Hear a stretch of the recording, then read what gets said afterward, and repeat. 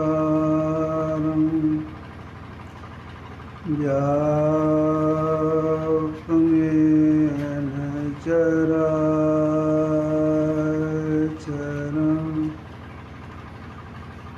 तत्पदं दर्शितं तस्मै श्रीगुरुवे नमः। नमो नमो सद्गुरु नमो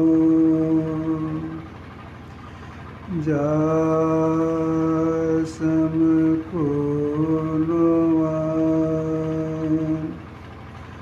परम पुरुष होते अधिक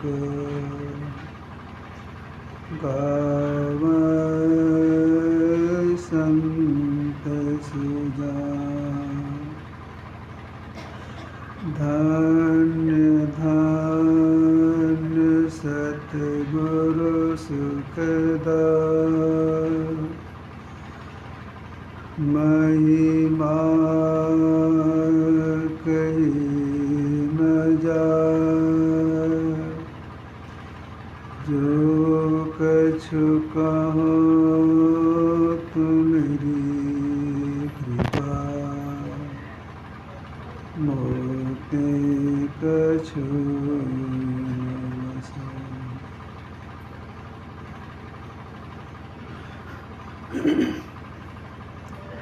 सम्माननीय साधु समाज, साधक वृंद, धर्म प्रेमी सज्जनों, माताओं एवं बहनों,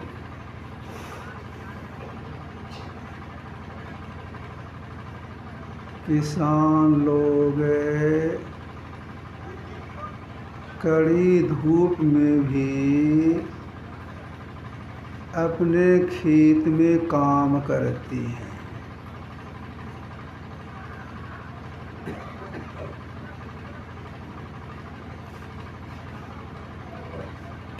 जब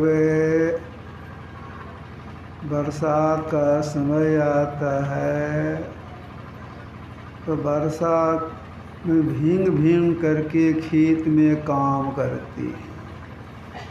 कष्ट को सह करके खेत में काम करती है। क्यों करती है?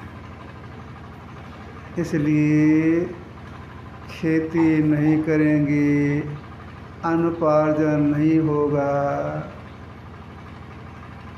खाने का कष्ट होगा। तो कष्ट न हो इसके लिए किसान लोग खेती करते हैं। बड़े बड़े ऑफिसर लोग भी समय पर ड्यूटी में जाते हैं। इसलिए अगर नहीं जाएंगे, हमसे जो बड़े ऑफिसर हैं पकड़े जाएंगे तो दंड मिलेगा, नौकरी छूट जाएगी। इस डर से वे समय पर ड्यूटी करने के लिए जाते हैं। तो देखिए, एक जीवन के लिए कितना काम करती है। कोई भी हो, एक जीवन में सुख से रहे इसके लिए एन कन प्रकार यत्न करती हैं कि जीवन दुखी नहीं हो, सुखमय हो। तो देखिए, हम लोगों का जीवन बहुत लंबा जीवन है। हम लोगों से मतलब जीव का जीवन बहुत लंबा जीवन है। जब लोगों का शरीर है, इसकी अवधि बेसी से बेसी 100 वर्ष या इससे 2-4 साल आगे। इसके बाद का जो जीवन है वो बहुत लंबा जीवन है। कितने शरीरों में जाएंगे, कब तक रहेंगे, कितनी माँ बनेगी, किनके गोद में खेलेंगे, किनका दूध पिएंगे, क्या क्या कष्ट सामने आएगा। कितना लंबा जीवन, कितना कष्ट है। इसके लिए बहुत कम लोग सोचते हैं, एक जीवन के लिए बेसी सोचते हैं। तो देखिए, लंबा जीवन के लिए सोचना चाहिए, आगे हमारा जीवन सुखमय हो, हम दुख में नहीं जाए। इसके लिए, इसी के लिए महापुरुषों ने कहा भाई एक ही उपाय है, वो उपाय है भक्ति, और कोई उपाय नहीं है। अभी हम लोग ग्रंथ पाठ में नवधा भक्ति के प्रसंग को सुनी है। तो देखिए, प्रथम भगति से लेकर के 5वीं भक्ति तक स्थूल भक्ति है। प्रथम भगति संतन कर संगा, दूसरी रति कथा प्रसंगा, गुरुपद पंकज सेवा, तीसरी भक्ति अमान, चौथी भगत मन गुणगण क्री का प्रतिगान, मंत्र जाप में दृढ़ विश्वासा, पंचम विविध प्रकाशा। यहाँ तक स्थूल भक्ति है। इसके बाद छठतम शील व्रति बहु कर्मा, सातम स मोहि मैं जग देखा। छठी और 7वीं भक्ति सूक्ष्म भक्ति है, 8वीं और 9वीं भक्ति का फल है। अगर कोई अपना परम कल्याण चाहती है तो स्थूल भक्ति भी करें और सूक्ष्म भक्ति भी करें। अगर स्थूल भक्ति में ही लगे रहेंगे तो परम कल्याण नहीं होगा। परम कल्याण के लिए स्थूल भक्ति के बाद सूक्ष्म भक्ति करने के लिए महापुरुषों ने कहा। सूक्ष्म भक्ति में कौन सी भक्ति आ जाती है?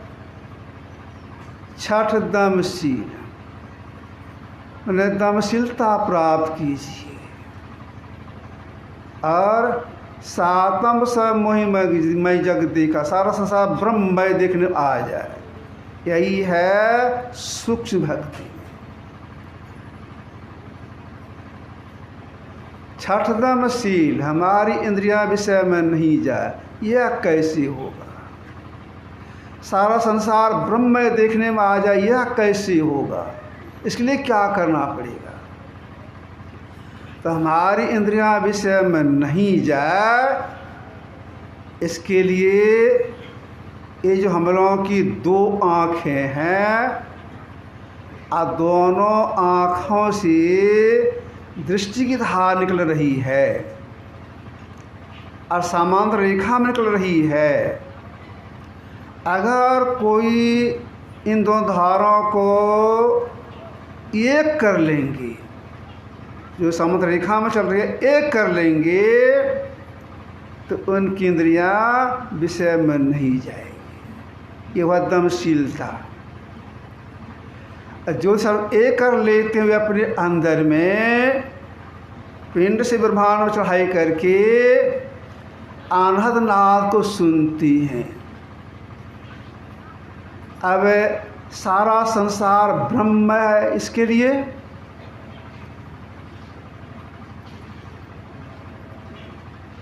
और जो अनहद नाद सुनाई पड़ने लग गया,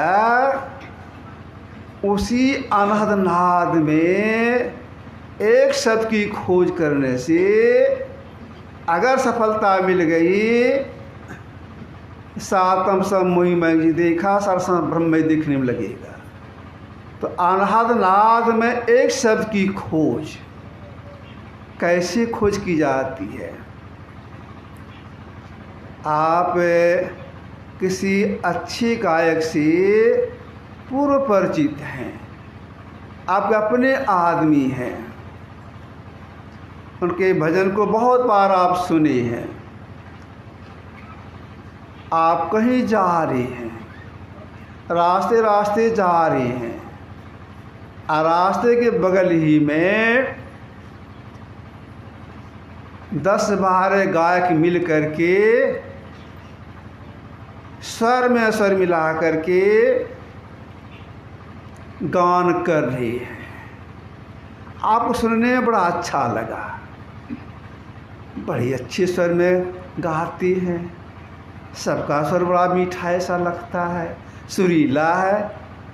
आप खड़े होकर के सुनने लगेंगे, तब मन में आएगा गायक तो 10-12 ऐसे लगते हैं। जो हमारे पूर्व परिचित गायक हैं वो इसमें हैं कि नहीं हैं।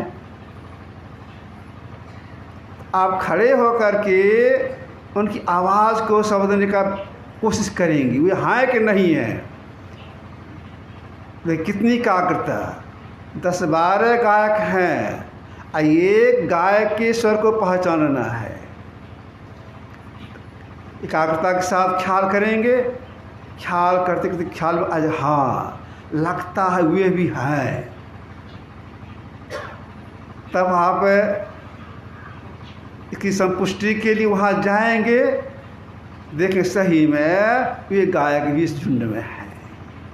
इसी तरह से अपने अंदर में जो बहुत तरह का शब्द हो रहा है, उस शब्द में एक शब्द की खोज करनी पड़ती है। कितनी एकाग्रता चाहिए। अगर किन्हीं व्यक्ति को कारावास हो जाता है तो उनसे लोग मिलने के लिए जाती हैं। समय निर्धारित रहता है 10 मिनट 12 मिनट।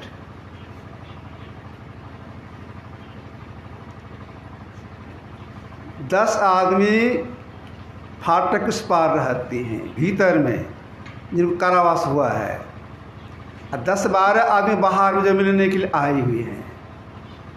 और 10-12 मिनट का समय है, इतने में सबको बात करना है। अब देखिए 10-12 आदमी बाहर में है, 10 आदमी बाहर भीतर में है, सबको देखते उसी खिड़की से, थोड़ा सा खिड़की उसमें उसी से देखते हैं, और जोर जोर से सब बोलते हैं, अपने आदमी को वो कहते हैं। फलाने आदमी के भीतर में जो वह बोलता है, फलाने आदमी से रुपया उससे मांग लेना, खेत कैसे जोतना, फलाने को ऐसा ऐसे बात कह देना, सब बात कह देते हैं।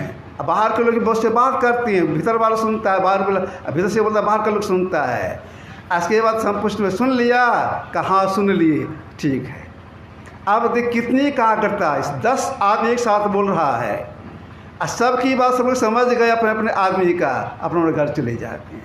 इसी तरह से अपने अंदर आनंदाद हो रहा है, उसमें एक शब्द की खोज करनी है। कैसे खोज करेंगे, इसके लिए क्या करना पड़ेगा? इसी के लिए डेग डेग में गुरु की आवश्यकता पड़ती है। बिन सतगुरु उपदेश सुर नर मुनि न निस्तरे, ब्रह्मा विष्णु महेश और सकल जीव की को गिने। तो वह नाद, वह शब्द कैसा है, कैसे इसको पकड़ेंगे, यह भी गुरु बताती हैं। अगर उनके आदेश अनुसार कोई सब साधना करती हैं, इसकी खोज करती, कागजात खोज करती हैं, समय लगा खोज करती हैं,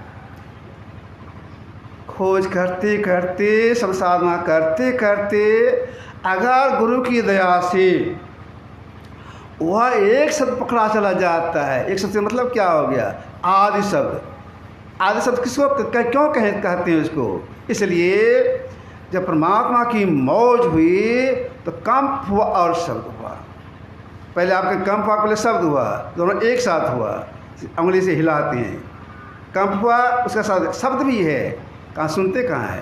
तो इसलिए नहीं सुनती हैं, 20 फ्रीक्वेंसी के कम के शब्द को नहीं सुनती हैं, इसलिए उंगली हिली, कंप हुआ, नहीं सुन सकी।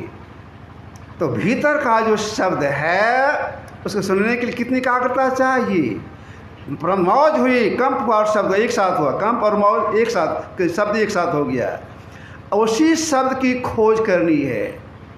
वह शब्द ब्रह्मांड के परे से पिंड की ओर आ रहा है। ब्रह्मांड के परे, ब्रह्मांड कहाँ तक है? स्थूल, सूक्ष्म, कारण, महाकारण और कैवल, कैवल तक ही ब्रह्मांड है। अब वह आदि शब्द उसके परे ऊपर से आ रहा है। क्यों? परा और अपरा जुगल प्रकृति बनने के पूर्व ही आदिनाथ प्रकट हुआ। मतलब जड़ प्रकृति और चेतन प्रकृति, जड़ प्रकृति महाकर्मंडल तक है और उसके बाद चेतन मंडल। तो परा और अपरा जुगल प्रकृतियों के बनने के पूर्व ही आदिनाथ प्रकट हुआ। उस शब्द की खोज, जिस क्षण शब्द की खोज होती है उसी क्षण वो जीव की आत्मदृष्टि खुल जाती है। उसी आत्मदृष्टि से सारा संसार ब्रह्ममय देखने में आता है। कुत्ता बिल्ली सब एक ही ब्रह्म है, एक और द्वितीय नास्ति। यह ज्ञान जिनको हो जाती है, शक्ति जिनकी दृष्टि खुल जाती है, उसी का परम कल्याण होता है। इसी का लक्ष्य लेते हुआ श्री राम ने महाश्री के माध्यम संसार के लोगों को बताया। असबरी साधना करती थी, अगर शरीर छोड़ के वह कहाँ गई? संसार में आना नहीं होता है। उन्होंने पाठ में सुना तो ये जोग पावक दे हरिपद लीन वही है नहीं, फिर पद में लीन हो गई, यहाँ संसार आना नहीं होता है। तो जो एक शब्द की पकड़ कर लेती है इस दाग मुक्त हो जाती है। लेकिन इस तरह की साधन सफलता किनको मिलेगी? मौत अधिक संत करी लेखा, हमसे अवतारी महापुरुष से भी संत का दर्जा बेसी, भगवान राम ने कहा। ऐसी श्रद्धा बना के जो सब साधना करती है उनको सफलता मिलती है। यह जानकारी कहाँ मिलती है? यह जानकारी इसी सत्संग से मिलती है। अतः साधना करने की प्रेरणा कहाँ से मिलती है? इसी सत्संग से मिलती है। इसलिए सत्संग में जरूर आना चाहिए, जानकारी के लिए और प्रेरणा के लिए। देखिए इस क्षेत्र का बहुत अभाग्य है कि यहाँ 15 दिन का ध्यानाभ्यास और सत्संग हो रहा है। इसमें सबको भाग लेना चाहिए, अब प्रत्येक सीटिंग में भाग लेना चाहिए। क्योंकि प्रत्येक सीटिंग में हर तरह का पाठ होता है, उस तरह उस लोग बोलते हैं। तो प्रत्येक बात को समझने के लिए प्रत्येक सीटिंग में आने का प्रयास करना चाहिए। अब जो समय निकलेगा तो निकल ही गया, अब जो बाकी बचा है उसे लाभ जरूर ले लेना चाहिए। यही आपकी संस्था से रखा। आज रविवार गुरु कीर्तन भी होगा, आरती भी होगी और फिर 6 बजे ध्यान भी करना है। श्री सद्गुरु महाराज की।